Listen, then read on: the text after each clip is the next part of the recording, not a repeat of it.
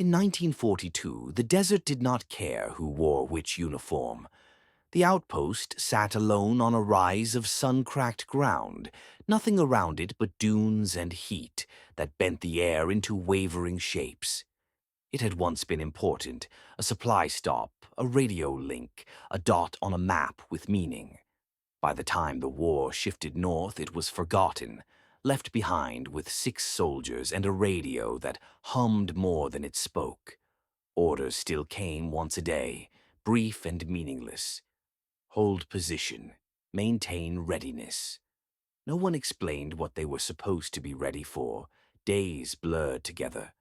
The sun rose hard and white, burning through canvas and skin. Sweat dried instantly, leaving salt in the folds of uniforms. Water was measured in mouthfuls. Cigarettes were smoked down to the fingers and passed around. At night, the desert cooled just enough to remind them how tired they were.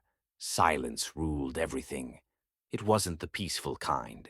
It pressed in from every direction, broken only by the creak of leather straps or the clink of metal shifting in the heat. Men spoke less each day, saving words the same way they saved water. On the 8th morning, someone found the tracks. They weren't there the night before. Fresh boot prints cut across the sand, sharp and deliberate, circling the outpost just beyond rifle range. No one had to say what it meant. Someone knew they were there. Someone had been watching. The radio failed that afternoon. Just static, rising and falling like a bad breath. Antennas were adjusted. Wires checked. Nothing. The officer wrote the time down anyway, as if it mattered. As the sun dipped low, the men took positions. Rifles rested on sandbags. Fingers stayed close to triggers. The desert turned copper red, shadows stretching long enough to hide anything. The first shot came with the sunset. One clean crack. A sentry dropped without a sound, face first into the sand.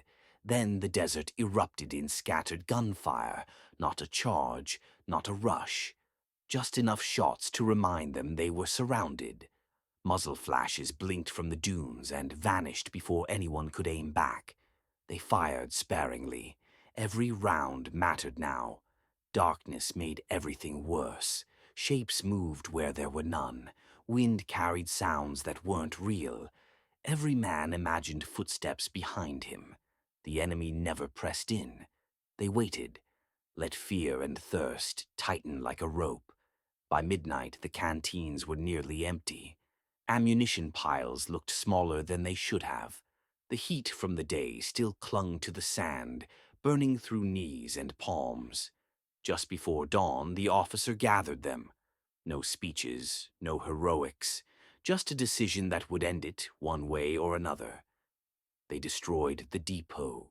Fuel drums exploded into black smoke that climbed into the sky like a signal flare no one would answer. Crates burned, food spoiled into ash. The flames lit the desert, revealing silhouettes retreating into the dunes, unwilling to face men who had already accepted they weren't going home. When the fire died, nothing was left to defend. They waited. 2 days later, relief finally arrived. Trucks kicked up dust as they rolled in, weapons ready, expecting resistance. They found none, just scorched earth, spent shell casings, and 6 men who looked older than they should have. The report called it a successful withdrawal. No one wrote about the silence afterward, the kind that follows you long after the guns stop, whispering in the quiet moments, reminding you of a place the war forgot but never forgave.